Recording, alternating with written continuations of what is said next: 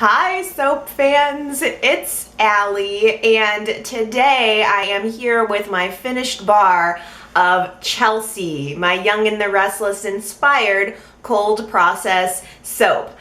Of all of the fragrances that I've blended, this is most definitely one of my favorites. It is just spicy and sweet and ripe for Valentine's Day. I'm really excited about this bar. I like the way it turned out in every single way.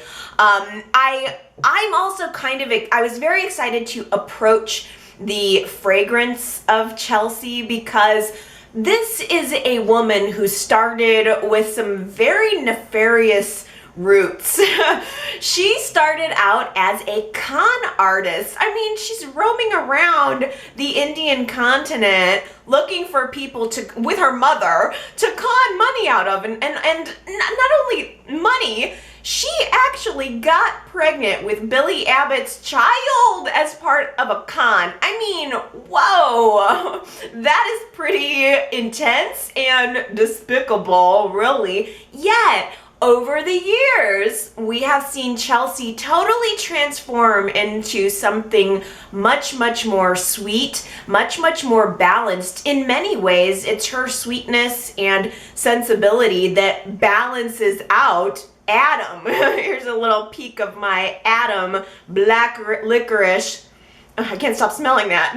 I can't stop smelling both of these, actually.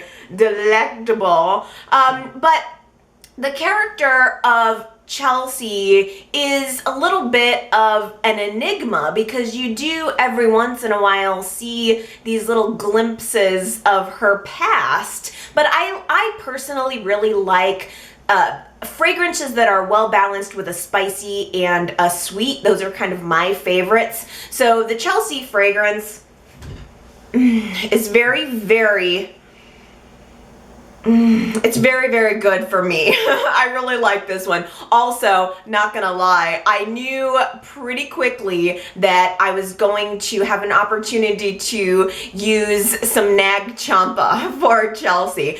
As her story begins, we are introduced to her as she is in Myanmar conducting her cons, and so nag champa is this very popular, very well-known Indian blend. It has amber and patchouli and sandalwood, and I love nag champa. I could most definitely use nag champa straight. In fact, I did make some nag champa straight up for myself. I like it very much. And it's not too incensey, it's not too smoky, the nag champa that I ended up using, but I also balanced it out with some additional sandalwoods and some extra patchouli just to kind of bring it to be a little bit more well balanced, but I wanted a sweet note. So I found a really lovely blackberry fragrance that really completely transformed it. It is most definitely a berry fragrance, but it has that undertone that really anchors it in. I just think this is such a lovely blend. It reminds me actually of the Jack fragrance. If you had a chance to smell the Jack bar, I did use one fragrance note in common between those two, and it's just spicy and maybe it's woody in the right way. I think this is sexy, and I think these two are very sexy together. In fact, I really loved the Chelsea fragrance so much I made myself a little lotion out of it. I don't know if you can end up picking up on that on camera, but I used it just last night. It smells so good. This one, it definitely is very blackberry-y. My lotion recipe is very creamy. I like my lotion to be more thick and creamy. Like, I don't like watery lotion. So I made this one for myself, scented it with Chelsea, and by the way, if you guys are subscribed to my newsletter, I might have made a little container of it for one Genoa City soap fan. Maybe. If you are subscribed to the newsletter, there may be a giveaway. Winky wink.